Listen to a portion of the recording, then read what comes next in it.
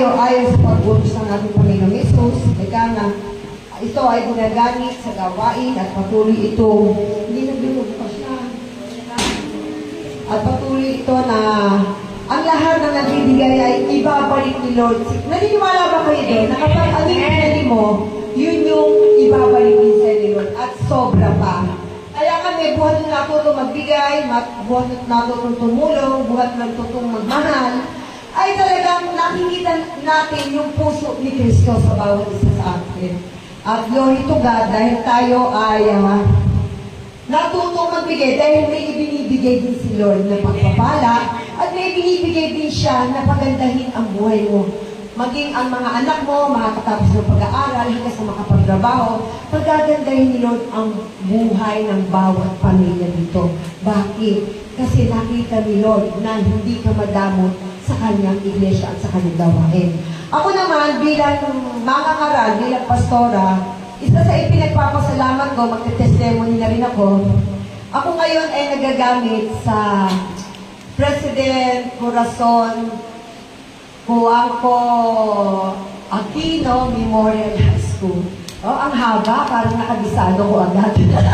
Ang haba ng school eh. And glory to God, Curtin High School, yung tinuturuan ko. Isang malakas na malakpas sa ating Panginoon. At alam niyo ba, yung araw ng Huwebes ay hindi ko itatrabaho yan. Bilang negosyante, yung kikitain mo ng Huwebes ay sayang. Ayun po ba?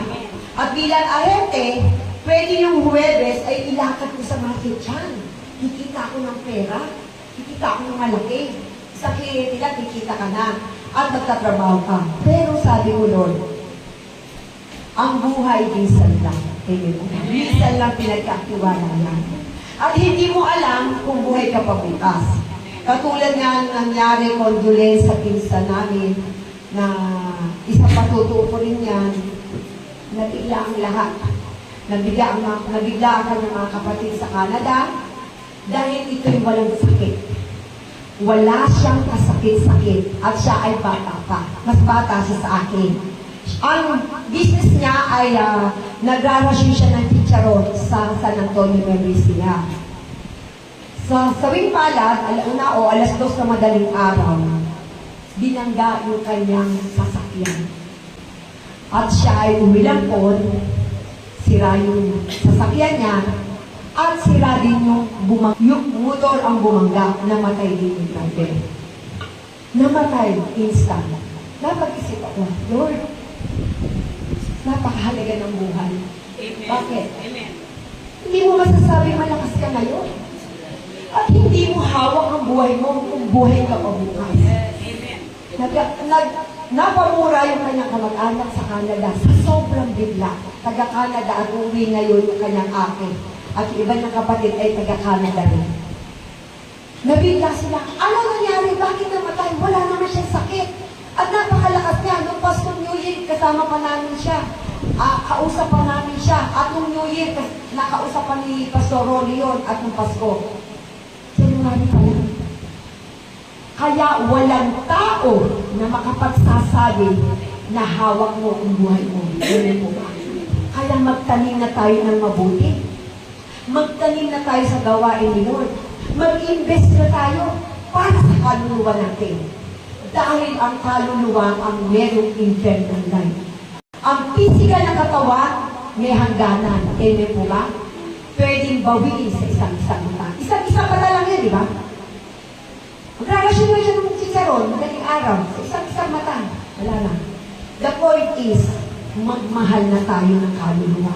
Kaya, glory to God, dinala ko ni Lord sa eskwelahan. At ang estudyante ko doon ay 46 katao. 23 na kalalakihan, 23 na kababaihan. Sabi ko, Lord, naiyak ako. Lord, salamat. Nile-level up mo ang pagiging pastora ko. Nile-level up mo yung pagiging servant ko sa iyo. Ayaw mo na ako ay manatili lamang dito sa church. Amen? Amen. Ayaw mo na manatili lang ako sa mga member ko na minamahal. Kundi, i-expand pa niya. I-enlarge pa niya.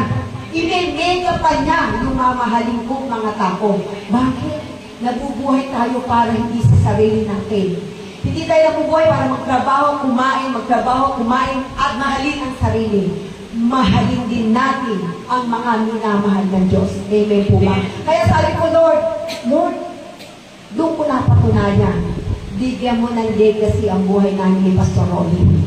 Magmahal kami ng maraming kaluluwa sa buong mundo. Magmahal kami sa buong compound ng Malolos. At maging plano dahil o saan mang lugar man kami dalhin. Step forward ayon sa pagkatawag mo. Maraming Kristiyano na tinawag na at nananatiling sa member lang nakapokus. Hindi yan ang gusto ng Diyos. Humayo ka. Go ye and preach the gospel.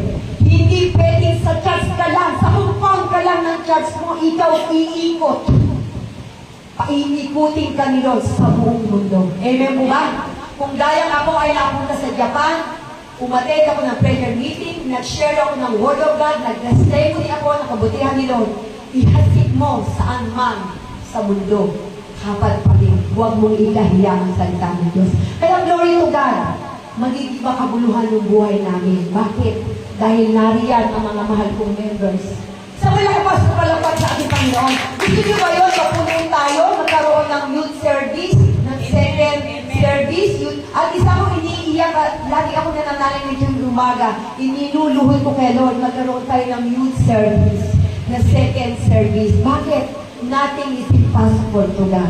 Basta sabay-sabay lang tayong luluhod kay Lord. Iiiyak natin ang lahat ng kaluluwa na hindi pa nakakakilala sa Diyos. At maraming makakakilala. Eka nga, magtanim ka lang na magtanim ng salita ng Diyos. Bahalang tumubo yan. At idalangin mo na yung paghahasik mo, matabang lupa, yung ating hahasikan ng salita ng Diyos. And glory to God.